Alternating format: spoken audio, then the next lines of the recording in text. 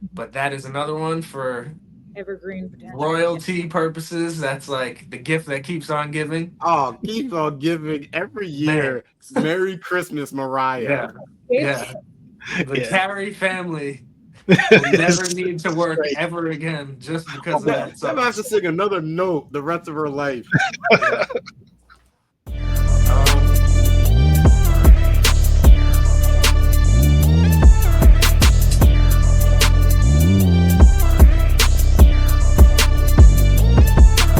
One. It's your boy, SoSo Juv, and we in the building. And welcome to another episode of the My 5 Cents podcast. Let me go ahead and introduce the cast of characters to my that way. I got HLS. habitual line stepper in the building. What's up, everybody? What's going on? Oh man, some technical difficulties tonight, but I'm dusting it off. I'm ready to go. I'm ready to go. I'm telling you, anything that could go wrong, I mean, is going wrong. I got my camera. I look like I'm all oiled up on the screen. I have no idea what's happening. Technical Look like you went to a Diddy party. I don't know. Hey, B, we about to talk about this. it's We been about to 2 minutes about and we're this. already in it. Yeah, we already in it. We already in it. And you heard Slip the sliding voice. our way in. Yeah, you heard the voice. You heard the voice. Tonight, we don't have the logical genius. He is on vacation cruising around the world, but we do have a very special guest host. He was actually a guest on the show for episode 30 for R&B groups. He is the winner of the show Making the Band, and we are so happy to have Donnie Klang back in the building. Welcome, Donnie. What's up, everybody? Glad to What? be Hey, back. Tony. Oh, welcome back, Donnie. Welcome back, man. If you guys haven't heard the episode with Donnie Klang, it was a great episode. Even though he didn't choose me as the winner, he was still a great guest and still a great host. Go and check it out. Yes. And you know what? I mean, because we have to say something about this. Donnie, since last time, your Yeah. former boss has been in some trouble, sir. Now, Who's that? Who? well, all I'm saying is this. You shared a story with us, and this story made me go like, wow, the Illuminati is real. We're in the back, in the back room. Walking The through the Chinese restaurant. Yeah. Yep. Well, we got all that going on. We got Jay-Z, Beyonce. We got some conflict going on there. My Yeah. question to you about all of that: was there any baby oil at the table? We want to know. I guess it was too early in the night. I'm assuming. Mm, good answer. Good answer, Donnie. Good answer. Little did I know. Yes. Little We got did I home know. at midnight. Yeah. I must have. I don't know. I got sick early in the night. I didn't make it past 3 o'clock. I'm assuming maybe that saved me. Oh my gosh! Once again, we just happy that you are back on and that you're in good health, Yeah, sir. man. That is for sure. Yes. Agreed. Yeah. Agreed. Me too. So let's go ahead and introduce the topic tonight. So what's the topic tonight, HLS? Songs I wish I wrote of the last 25 years. Yes, as we celebrate our 25th year anniversary of the 2000s, the new millennium, and we do have a guest that is going to help us out with this. And our guest is an accomplished musician, vocalist, and entertainer who began her career as a prodigious pianist in early childhood, winning her first competition at age 5. She was raised in Massachusetts. She balanced academics with a passion for music, gaining national attention through talent competitions and performances, including America's Most Talented Kid and opening for Wynton Marsalis, excusez-moi. She's a Harvard graduate and Miss Massachusetts 2016. Our guest championed arts education and environmental causes, later earning a master's in music business from the University of Miami. Professionally, she has performed over 2,500 shows across more than 50 countries as a cruise line entertainer and appeared on numerous major stages and platforms. Her single House Still, released during the COVID-19 cruise shutdown, earned national media coverage. Our guest is also a model and actress, with credits including Netflix, Apple TV, and Fox. She won a reality TV competition called Snakes in the Grass, was a finalist in Miss World America, and received the 2024 Trailblazer Award from Piano Ladies. She's a Grammy voting member and continues to break ground as a multifaceted artist. Please welcome to the My 5 Cents podcast, Alissa Musto. Welcome, welcome, welcome. Thank you. Honestly, that was so well written. I mean, I know you didn't get that from my website. You must have wrote that yourself. That was good. Well, let me tell you something. I went on the website and I think, God damn, this is a long bio. Like this thing, like, you've done some things in your life. That's quite the resume. You plugged it into ChatGPT and you were like, "Yo, give me a highlight of this."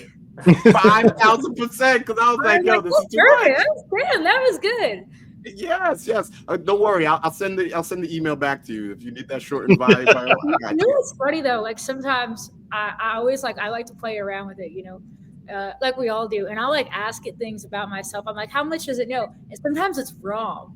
Sometimes it will say things like about a performance I did in China, and I'm like, I've never been to China. So it was like that was great. That was 100% accurate, and that was great. Listen, you see why I'm back here, right? What's that? You see why I came back here. I don't blame you. This is gonna be a good time. Definitely. So let me kick you off with my icebreaker. Alissa, what is your superpower and how has it assisted you in your journey? Oh man, my superpower. I would say the biggest thing that I'm really good at is just like talking to people. And I can like, if you looked at some of my like best friends in the world, you put them all together in a group, you'd be like, what the hell do any of these people have in common? Because they're all like so different backgrounds, different interests. And the thing is, like, I just love to talk to anybody. I can like relate to anyone. I can get on the same page as them, and you know, like in a matter of a couple minutes, people are like telling me their life story, and I just like learning about people. And yeah, I think if I was like an interrogator or something, it'd be a great, you know, skill set to have. Fortunately, went into the music business instead. But yeah, people love to tell me stuff. I could be friends with anyone. So, Alissa, like starting off from child prodigy to where you are, did you just know entertainment was going to be the field that you were going to be in? I mean, the way I look at it, my dad was a professional musician. I grew up with professional musicians in my household, in my family. You know, my uncle played with the New York Philharmonic and went to Juilliard. You know, like everybody in my family has some like pretty impressive credentials. So the way I look at it, like there was no way I was getting out of this. You know, I was surrounded by it growing up. People are like, what was it like growing up? It's all I knew. So, you know, for a while, like when you're a kid and you're a teenager, you sometimes try to like fight it. You know, you don't want to be just like your family. You don't want to be just like your dad. You don't want, but then after a while, you know, when I was in college, I was studying something completely different and I was still playing on the side. And, you know, it's what I was good at. And it's what I love to do. I think you get to a point where you're like, why would I not just continue doing what I'm good at and what I love to do? So, you know, there have been a few times that I thought maybe I would do something else, but I always end up back here. Thank you. Yeah, music is such a beautiful place in the sense where there's always something that moves you or strikes you. In the last, I guess, SoSo Juv said in the last maybe 25 years or so, how has music changed? Is it for the better, for the worse? I find myself as an older man, I'm like, what is this song? Like, music is the one I grew up with, like, especially with the R&B world. Like, nobody's like grabbing rain. Remember back in the day, like you used to have these boy bands and it's just grabbing air and making all these love songs. Now it's like I'm a thug lover, and for me it's not the same as it was. How has music changed for you in the last 25 years or so? Yeah, that's a really good question. Honestly, I not everyone's going to agree with me on this. I think the talent is still there. I think the songwriter's still there. I think those people are still out there. That's just not what we're listening to. That's not what's getting popular. You know, I think the most brilliant songs being written now and the best, most talented musicians are people you've never heard of, like people that are not getting that break because the content that they're making and the music that they're putting out is not popular. It's not what the culture wants to hear and what the culture wants to, quite frankly, like make money on. I agree with that 100%. Yeah, I mean, even what I do here on a week to week basis, I work with majority of the artists I work with are up and coming, and these songs are incredible. These artists are incredible. The vocals are incredible, and it's like, what is the difference between them and between what's killing it on the top of the charts? It's either a lucky TikTok that blew up, or it was the right time at the right thing and just went viral, or it's a lot of this just like easily digestible stuff that I think people are just kind of churning through, and it's not really creating longevity for artists. But I agree with you, Alyssa, 1000%. That was so spot on of the way to put it, that the talent is still there. Songwriting especially. That's an art in itself that I have an appreciation for with some of these artists that I work with and that I see putting out some new stuff, teasing their songs. I'm like, the songwriting is incredible. Yeah, I mean, it makes you think. Like, I think of some of the most like iconic singer songwriters, and I'm like, if they were coming out now, Yeah. would they have broken into the Yep. industry? You know, if Alanis Morissette was like fresh to the scene today, Yeah. would she have been, you know, the sensation that she is? Yeah. I don't I know. feel like she would have found a way. She would have Yeah, found she's too much she of a would have made trailblazer crazy not to. TikToks. Yeah. Yeah. You know, it's funny that you mentioned TikTok, Donnie, because my next question was, is music hard to find now? Some of the good music hard to find because there's no music videos that are. There's no more TRL. There's no 106 in Park. When I was coming up, I used to just leave MTV on and have access to all this music that I wouldn't normally have heard before on my favorite radio station. Linkin Park I was a big fan of Linkin Park back in the day. Now I don't know that type of music anymore because I'm not exposed to it. Would you? I guess both you, Donnie and Alyssa, would you say that music videos or the lack thereof has hurt the music industry, and or now TikTok is the new short form music video where people can now access and digest? Yeah, I would agree with that. I think that, you know, everything's visual now. Like, it's not just enough to have a song. You need to have something that's TikTokable, you know, whether that be like a meme or a dance or something that like can be the visual to go along with the song. Because yeah, we don't have those platforms anymore where we're just like listening to music. If you want to discover new music, you know, there's Spotify playlists for that, and you know, music blogs and stuff like that. But for the average person just kind of scrolling through, for them to be exposed to a new artist, they had to have either them or somebody that works with them in marketing had to put something out there that was like as visually appealing to accompany the music. Yeah. Sometimes it's done really well. Sometimes it's, you know, executed terribly, and you're like, this feels very fake. This feels very forced. But you know, sometimes it's clever. It's funny. Yeah. I think one problem is probably like, especially for independent artists with a smaller budget, it's like, where do you put your money? Do you put your money into 10 short form videos for the same price that you would spend on one full music video? And it's like, you could do all this work, time, money, effort, energy into making this 3-minute music video, but you can make 6 30-second clips to post, or 10 10-second clips, and you're getting more bang for your buck. There's more chance of one of them going viral rather than this whole thing that people probably aren't even going to watch.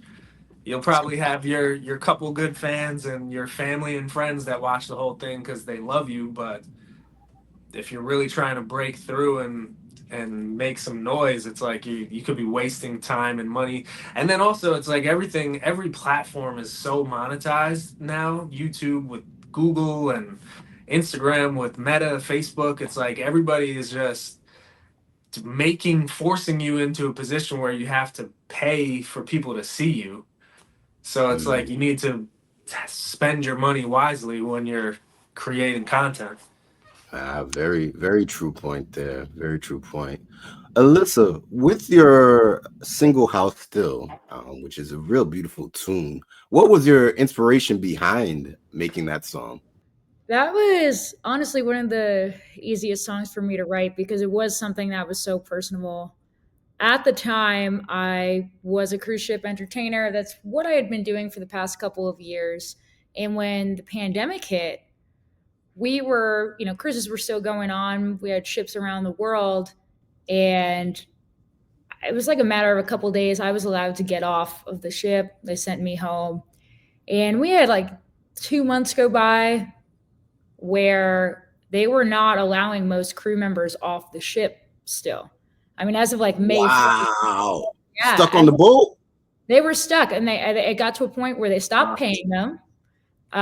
They were confined to their cabins 21 hours a day. They were allowed out 3 hours a day. And it was tragic. And it was a humanitarian issue. You had people that were, unfortunately, some never came home. They took their own lives because they were isolated in these cabins. I knew an individual, he was not allowed to go home, and his wife died at home giving birth to their child. They were treating these people like, not letting them home.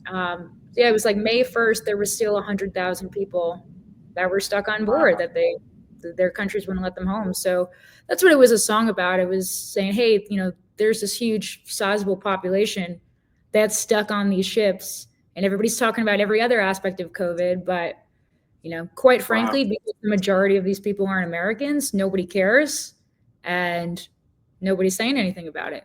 And it was cool because it definitely got a conversation started. I was really lucky that ABC and Good Morning America and local news outlets as well as nationals decided to cover it, and that is when I did start seeing like more articles talking about, hey, we have all these seafarers that are stuck on these ships and nobody's saying anything about it. Wow. That is insane. Yeah, it's crazy. It's crazy. Man, that is so sad. I like you said, being a conversation starter, I didn't even know that. Yeah, this is 5 years later. That is crazy. It's one of the stories that's getting swept under the rug.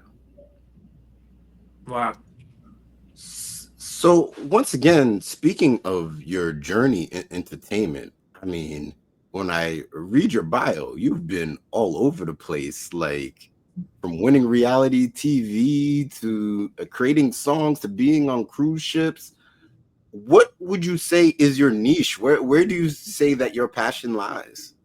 That's a really good question. And I think as an artist and even just as a person, like going through life, going through this journey, that's constantly changing for me.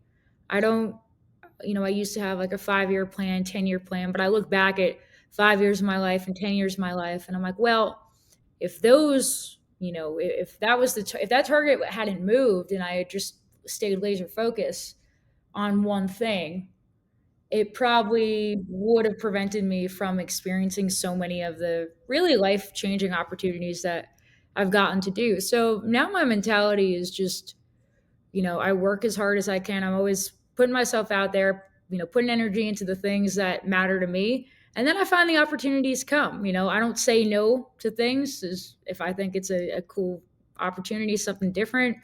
My agents send me different things. I'll randomly get emails like this, from lovely people like yourself. And it's just, it's saying yes to everything, a few times, like when NBC wanted to do Snake on the Grass, and I get a DM on Instagram, like I thought it was a scam, like they were, they're having to fill out like background checks and stuff. I'm like, these people are going to steal my identity. It's that guy from Nigeria asking for a loan. That's what it is. Right. I have like a big inheritance coming in or something. But yeah, I mean, it's growing up in this industry. I guess I've become like hyper cautious of vetting those different prospects. But yeah, right now it's saying yes to everything, and I found the things that are meant for me. They come into my life, and I've been really blessed from that. All right. Well, we're blessed that you said yes.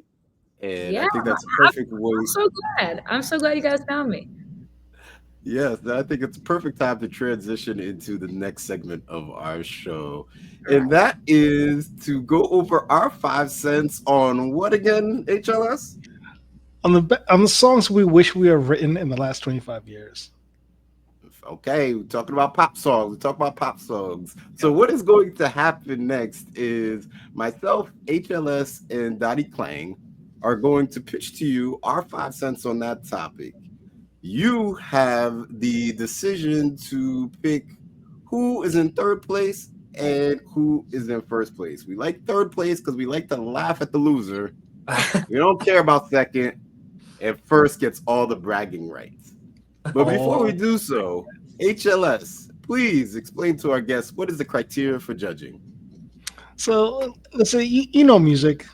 In every song, there's a chorus, there's a bridge, there's format to music, there's a style to a song. For this show, there is no such thing. There's no style, there's no format, there's no nothing. None. There's no criteria. So whatever you decide, whatever reasons you have to choose me as number one, go ahead and do it. Go ahead and do it. You might choose me as number one because I used to write poems as a child. So that was the format to songwriting. Alissa, you might choose me because I grew up in the great state of Rhode Island and we were neighbors at one point. You might choose me because I was on a reality show years ago and I survived Diddy. So survived Diddy. I feel like you deserve more recognition than me right now. So that you like deserve a plaque in a park in your hometown or something. At least a street sign or something. Survivor. Yeah. But Alissa, now you get to make the determination of who gets to go first. Oh. Okay. All right, HLS, you can go first. Okay. Here we go. First now, first. Listen, the way I structure my list, there's a little bit of everything on here, and I have different reasons for each song. As I mentioned, I used to write poems, and when I was younger, I used to love music and love R&B, and I used to want to write songs. And there are certain songs that I hear that I really, really like, but there's certain parts of it that just don't make sense to me. I like music to make sense. So at number 5, I have 1,000 Miles by Vanessa Carlton. Great song. I love it. But there's a part. Listen. There's a part to the song where she says, if I could fall into the sky, do you think time would pass me by? Because, I'd walk 1,000 miles if I could just see you tonight. Now, here's the part that doesn't make sense. If you could fall into the sky, it pretty means like you're flying. And if you could fly, why would you walk 1,000 miles to anyone? To anyone. But you're kind of contradicting yourself here. You're telling me why the song didn't fit. As long as you know, Alissa, just take notes. Take notes where he's going. That's all I can say to you. I want to see where we're going here. But here's the thing. If I could write that song, if I could rewrite that part, that part, I would change that part because I think it was a beautiful song. I think it's a great melody. What would you have changed it to? What I would change? I'm so glad you asked. I was hoping you would ask. If I could fall into the sky, do you think time would pass me by? Because, I would just fly 1,000 miles if I could just see you tonight. That's it. Just change that. Just change that one part. Oh, my God. And number 4, on the same tune, on the same note, a huge song, and I hate it for this one reason. Song by the little group called the Backstreet Boys, called I Want It That Way. Right? They keep saying over and over again, I never want to hear you say, I want it that way. What way? What way, guys? What way do you want to hear it? If I could change that, if I could write that song, I would say, because there's a part, it explains it. It says, you are my fire, the one I desire. Believe when I say I want it that way. So in turn, if she doesn't want it, she could say, I don't want to hear you say I don't want it. I mean, that's it. You don't want to be my fire. You don't want to be my desire. Just say that. Just say Okay. that. Okay. That's how you would improve it. That's how I improve it. Okay.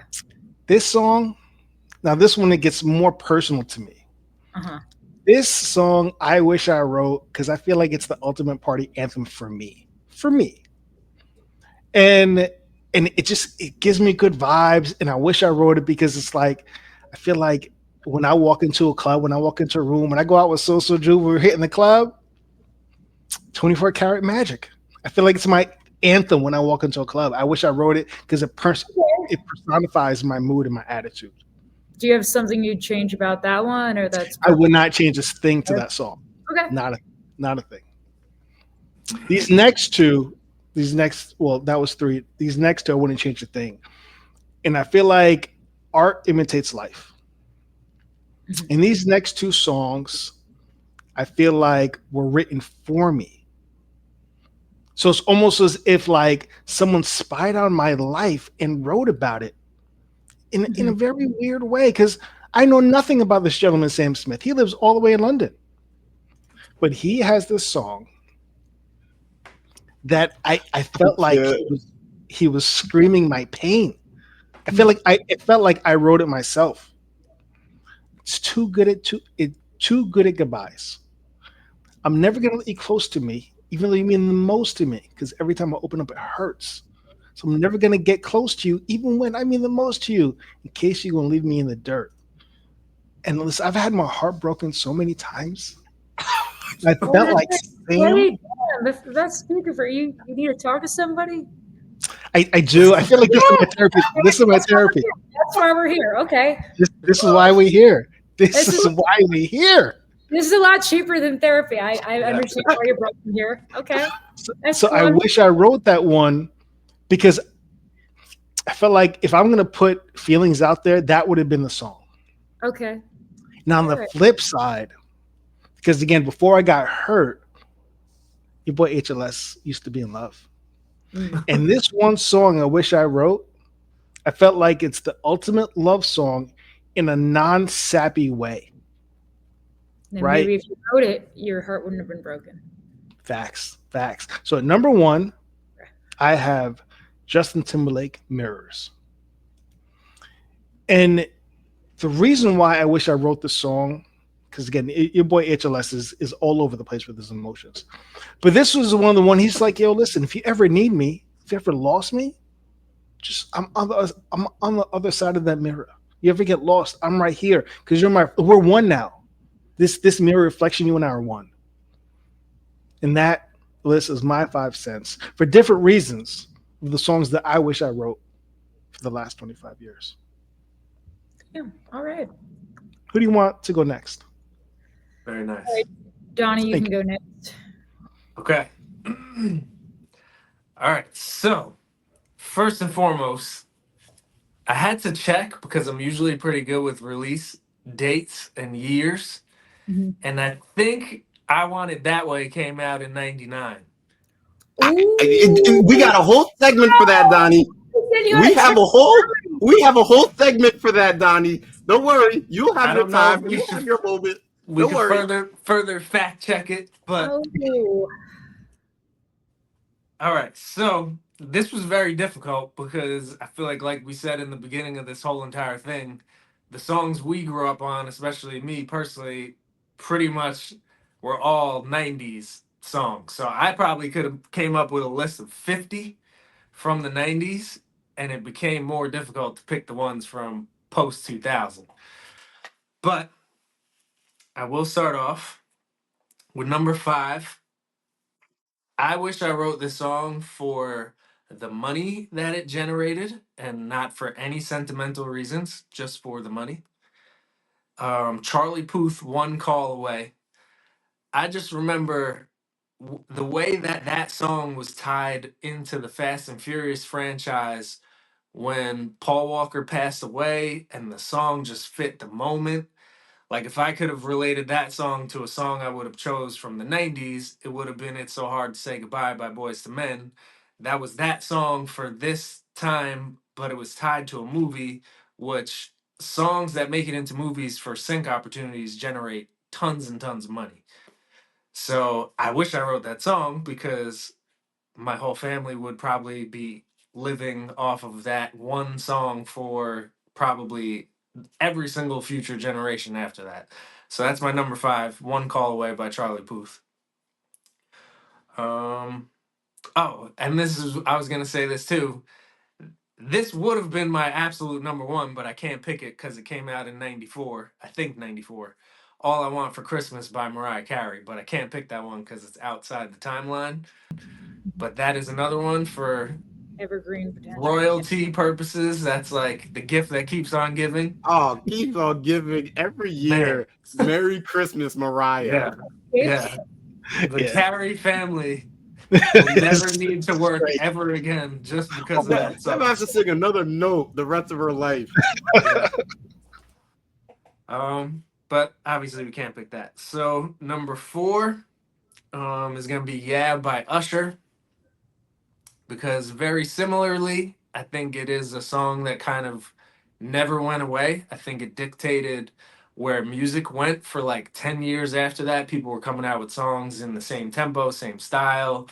That Little John synth, I almost feel like that even led to where EDM took off in 2010. That was like a seed that just, and also one of the last songs that I feel like is kind of timeless. Like you'll go to a wedding today in 2025 and that song will still play. So that's my number 4. It's Why by why that one over things that were like similar genres like Get Low? Like why Yeah? Alyssa, you have time. You'll have time to ask that question. Go ahead. Let him get through his list. You'll be able to start us off when we get the cross-examination. Go ahead, Dottie. Probably because he's my more of a favorite artist than probably some of those others. Got it. The next one's a weird one. It is called Electric Feel by MGMT. Some people maybe have never heard the song. It is a jam. Like HLS was saying, there's just that song you could turn on and just party to. I don't know if it's because the time that this song came out, it wasn't a huge hit, but it came out around the time where I was living the dream. I was touring the country, and it was just this stupid song that I was able to play to just get hyped up for whatever was going on that night. And it is very, very stupid. It is lyrically probably one of the stupidest songs. The vibe of it is very weird. I know you do music. This song is in a very weird time signature, like 5/4 or 6/4 or something. I don't even know the exact time signature. You don't even need to know because it's just a vibe when you put it on. So Electric Feel by MGMT. So that was 543. So 2, I was stuck between 2 songs because to me they're both similar. HLS picked one by Bruno Mars and picked one by Justin Timberlake, so that can't sway the one I was going to choose. It's between Uptown Funk and Can't Stop the Feeling. Again, just kind of like another semi-timeless song that'll still play at events. We do a lot of kid birthday parties at our studio. These kids are still requesting these songs. I might even lean towards the Can't Stop the Feeling just because having young kids of my own, and it's also tied to a movie. It's tied to the Trolls movie. I think I would probably have to sway towards Can't Stop the Feeling at number 2 by Justin Timberlake. I also love the whole vibe of it. Live sounds. I think it's like an overall good record type of song. And then my number 1 is for absolute sentimental reasons. It's Conversations in the Dark by John Legend. This song got me and my wife through when she miscarried during our first pregnancy. So this is in 2019. Very, very difficult time. We were trying for a while to have a baby. I didn't realize it was going to be as hard as it is to conceive a child. And then when we finally did, it was like we were loving the whole entire process. And then when we lost that baby, it was crushing. But this song had come out right around that time. And then this song kind of played through when she got pregnant the second time, we just played the song all the time to stay calm through the pregnancy. We didn't want her to stress, nothing crazy. We didn't want to think about the last time and have her stress. And this song kind of played over and over. And now I'm blessed with 2 healthy daughters, and it's a staple in our living room that I do my daddy-daughter dances with my 2 babies at home. So Conversations in the Dark by John Legend is at my number 1. I love that number 1. Got to give credit to the number 1. It's good number 1. Good. Yeah, that was a personal story right there. Thank you for sharing, sir. Got my throat all scratchy over here. right. But Alissa, don't fall for it though. It's a trap. Don't fall for it, Alissa. It is a trap, okay? So here it is. Your boy SoSo Juv in the building, and this is my 5 cents on the 5 pop songs I wish I wrote in the last 25 years. And at number 5, I'm starting with a young lady that I have the ultimate crush on, and this is by far her best song. And I'm going with Alicia Keys' I'm Ready. The way that melody comes in, and it's the lyrics, moment of honesty. Oh man, you're already vulnerable off of the first bar. So Alicia Keys, I'm Ready at number 5. At number 4, a little bit of recency bias, but I'm sorry. When something gets to this stratosphere, it has to be on the list. And that is They Not Like Us by Kendrick Lamar. You turn a rap song into a pop song, and to have everyone from the Grammys to the Oscars to stadiums all across the world saying A minor and everybody singing. Oh my Lord. Yeah. And you crush Drake. I'm not saying he's done, but oh man, he's been real quiet ever since. So that right there, number 4.